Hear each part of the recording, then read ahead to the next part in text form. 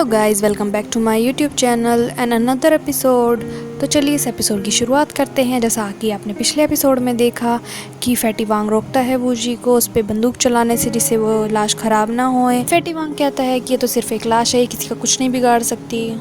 जैसे ही वो राजा शांगलू की लाश को देखते हैं और बोलते हैं कि ये तो देखने में मम्मी जैसा कुछ लगता है। अंकल 3 बताते हैं कि जो ये मम्मी बनी हुई है ये जेड लाइट से बनी हुई है, जो कि बहुत कीमती है। अंकल 3 बताते हैं कि जो इसने जेड लाइट का पहना हुआ है कवच, इसकी वजह से वो दोबारा जवान हो सकता है और ऐसे ही जैसे वो मरने के टाइम पे था ऐसा ही वापस आ सकता है।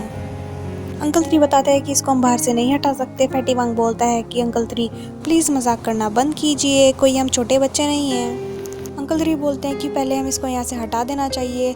फैटी वांग बोलता है कि हमारे पास कोई इक्विपमेंट्स नहीं है जिसको हम इससे आसानी से हटा सकते हैं। अंकल 3 बोलते हैं कि चाहे तुम इसको बेशक ले जाना, मगर इसको अच्छे से हटाओ, साइड में रख दो, जिससे हमें पता चल जाए कि उसके अंदर क्या है। जैसे पेंजी पीछे हेल्प करने के लिए जाते हैं, तभी निंग बोलती है डोंट मूव। इतने में बोलते हैं क्या हुआ। वो बोलती है कि ये पुतला सांस ले रहा है। वो जैसे इसके ऊपर हाथ रखते हैं और वो देखते कि हाँ ये सच में सांस ले रहा है। और जैसे ही सबको पता चलता है कि वो सांस ले रहा है, सभी उसको छोड़कर एकदम पीछे हट जाते हैं, डर जाते हैं ये क्या हो रहा है। पेंजी जैसे ही सबको एक्सप्लेन करने लगते हैं, सब बोलते हैं कि क्या तुम्हें हमें छोटे बच्चे दिखाई देते हैं जो तुम ऐसे बोल रहे हो, प्लीज़ हमें डराओ मत। सब पेंजी की बात सुनते हैं और एकदम से निंग फिर से बंदूक तान लेती है और वूजी निंग को रोकता है कि प्लीज़ इसको कुछ मत करो, ये जिंदा नहीं है, ये सिर्फ हमको ऐसे ही लग रहा है। वूजी बोलता है कि ये 3000 साल पुराना एक राक्षस जो मरा नहीं, क्या वो अभी तक ज़िंदा हो सकता है? हमें नहीं लगता कि वो अभी तक भी ज़िंदा हो सकता है। सब उसे देख ही रहे थे, इतने में वूजी की नज़र वो नीचे पड़े हुए कुछ छिलकों पे पड़ती है। तो वो पूछता है कि ये क्या है। वो बोलता है कि ये इसकी उतारी हुई स्किन है, ये इसी की वजह से जवान दिखता है और ये 500 साल में एक बार अपनी स्किन ज़रूर उतारता है। और वूजी उसे नीचे फेंक देता है। वूजी देखकर बोलता है क्या इसको कोई स्किन की बीमारी थी। तभी हमें बाहर का सीन दिखाया जाता है। वो बोलता है कि यहाँ से तो बहुत तेज़ आवाज़ आ रही है, ये क्या हो सकता है, थोड़ा आवाज़ कम करो। वो बोलता है कि नीचे वो यहाँ से जा चुके हैं, इससे हमें आवाज़ नहीं आ रही और थोड़ी अजीब आवाज़ें आ रही हैं। क्रिस्टिशन हाई जूनियर से बोलती है कि क्या इसका मतलब ये है कि हमारा सिग्नल उनसे नहीं मिल पा रहा। वो बोलता है हाँ, क्योंकि वे नीचे से जा चुके हैं और वो सेफ़ हैं। वो दोनों सुनकर खुश हो जाते हैं और तभी हमें अंदर का सीन दिखाया जाता है। डमी को एक अलग जगह लिटा दिया जाता है और वो उसको देखते हैं कि उसकी बॉडी पर क्या है। तभी फैटी वांग को एक धागे जैसा कुछ दिखाई देता है और वो जैसे ही बाहर निकल के दिखाने लगता है तो पेंजी फैटी से बोलते हैं कि तुम्हारी आंखें तो बहुत तेज़ हैं और वो फैटी वांग अपनी तारीफ मारने लगता है। फैटी वांग अपनी तारीफ करते हुए बोलता है कि कोई बच्चों का खेल नहीं है, टॉम रॉबरी कोई आसान काम नहीं है, इसके लिए हमें बहुत सारी चीज़ों का पता होना चाहिए। सब उसे देखते रहते हैं कि वो क्या कह रहा है और उसकी बातें सुनते रहते हैं। और तभी वो फैटी वांग उस धागे को निकालने लगता है कि चलो मैं तुम्हें निकाल के दिखाता हूँ कि ये कैसे हटता है इसका ऊपर का कवच। फैटी वांग बोलता है कि मैं बिना किसी ट्रैप में फंसे हुए इसको हटा के दिखा सकता। तो सब बोलने लगते हैं कि अच्छा चलो दिखाओ हमें भी। और जैसे उसके पास जाता है तभी पीछे से एक चाकू आता है। वो शाओका ने मारा होता है उन्हें रोकने के लिए। शाओका अपने साथ किसी को लेके आता है जो कि निंग का दोस्त होता है। निंग एकदम देखकर उसके पास जाती है। वो बोलता है शाओका कि ये तुम्हारा दोस्त है। वो बोलती है हाँ, इसने भी शायद वही पानी पिया था जो और तुम्हारे दोस्तों ने पिया था।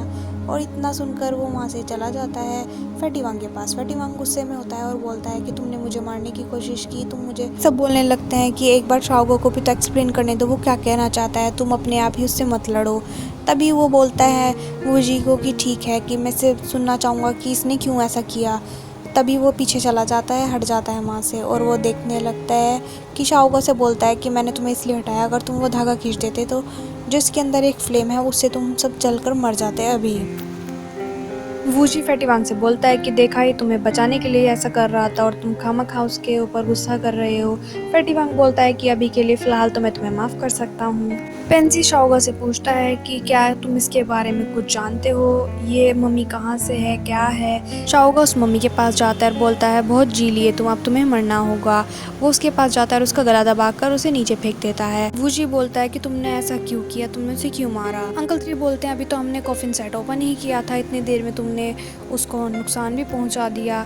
तभी शाओका बोलता है कि इसके पीछे की एक स्टोरी है, अगर आप जानना चाहते हैं तो जो आपके पास बॉक्स है उसको खोलें और उसके अंदर जो कागज़ है उस पर आप पढ़ सकते हैं क्या लिखा है। शाओका बोलता है तुम्हें सारे सवालों का जवाब उसी कागज़ में मिल जाएगा।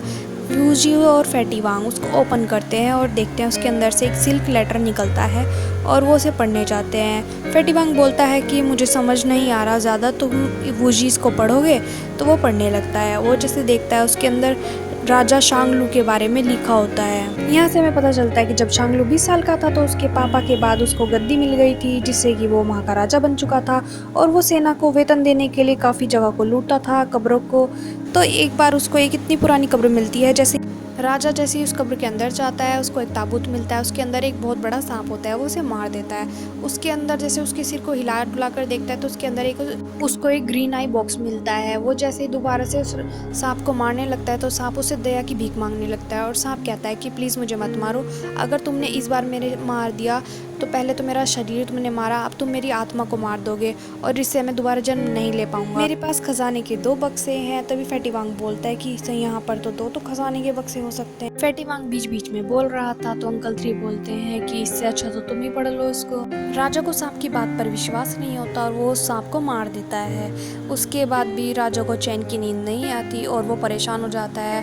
राजा के आसपास के जितने लोग होते हैं, मंत्री, राजा सभी को मारना शुरू कर देता है, यहाँ तक कि बूढ़े से लेके बच्चे तक।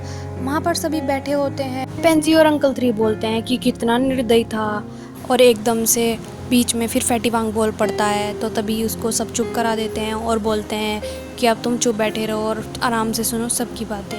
फैटी वांग एकदम चुप बैठ जाता है। इधर वूजी बताता है कि स्टोरी में जैसे बताया गया है कि 10 साल तक उसको कोई हरा नहीं सका उसकी सेना के साथ। इधर हमें सीन दिखाया जाता है कि एक राजा होता है, उसके पीछे उसकी प्रजा जा रही होती है और उसके साथ एक रानी भी होती है। जैसे ही राजा रानी को पहाड़ के पास से ले जाने लगता है तो वहाँ पर भी दूसरे सेना छुपी रहती है और वो उन पर हमला कर देती है आग के गोलों से। तो कुछ सेना उसमें जख्मी हो जाती है, राजा भी जख्मी हो जाता है और जो रानी होती है उसके टायर में एक तीर आके लगता है जिससे कि वो गिर जाती है खाई की साइड। राजा उसको बचाने के लिए जाता है, उसको एक हाथ से पकड़ के रखता है। तभी हमें दिखाया जाता है राजा के पीछे दूसरी सेना खड़ी होती है उसे मारने के लिए। रानी राजा से बोलती है कि राजा मुझे छोड़ दो, मुझे मरने दो।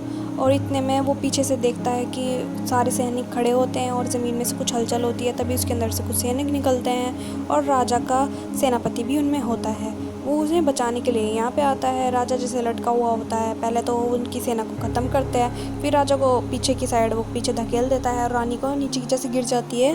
सेनापति नीचे उछलकर उसको पकड़ लेता है। रानी सेनापति को देख के बोलती है तुम अब कहाँ से आए हो, क्यों आए हो मुझे बचाने के लिए? राजा ऊपर से बोलता है रानी क्या तुम ठीक हो? तो वो उसे ऊपर ले जाता है एकदम, वो कुछ नहीं बोलता।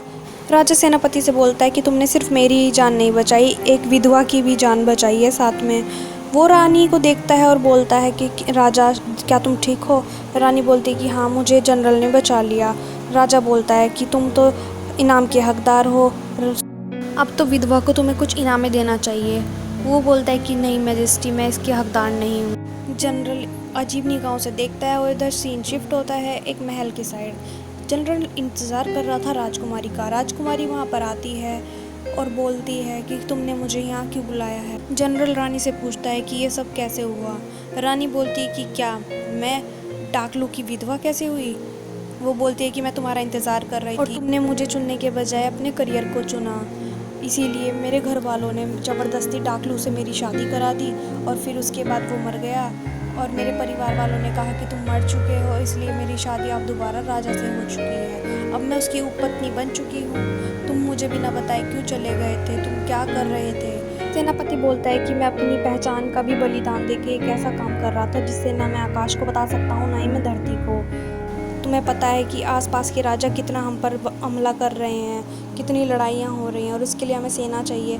सेना को चलाने के लिए धन दौलत चाहिए और उसके लिए मैं कब्रों की खुदाई कर रहा हूँ जो कि इलीगल है। उसमें से हमें जितना भी सोना चांदी मिलता है उससे हम अपनी सेना का पालन पोषण करते हैं। जनरल तभी माफ़ी मांग रहा होता है। तभी वहाँ पर कुछ सैनिक आ जाते हैं साफ़ सफाई के लिए बगीचे में। वो दोनों छुप जाते हैं और यहीं पर ये एपिसोड ख़त्म हो जाता है। तो अगली बार मिलते हैं नेक्स्ट एपिसोड में। Thanks for watching my video. Like share and subscribe करना ना भूलें।